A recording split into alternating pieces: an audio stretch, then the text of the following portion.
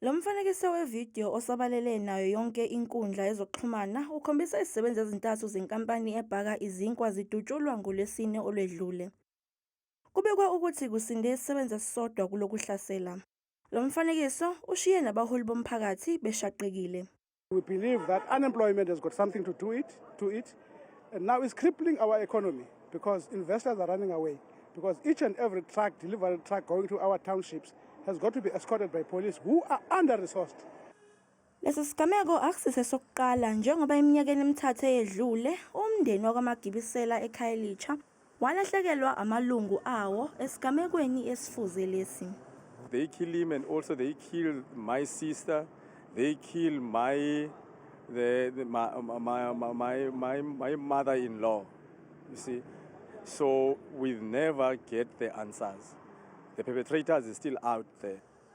Amaphoyisa athi kukhona ithimba selijujelwe ukuphenya ngalesi sigameko. There's so many lives that lost through the issue of extortion, and people are not even willing to come forward to report those cases for certain reasons, because everybody is fearing of his or her own life. Amaphoyisa aphenya amacala amabili okubulala.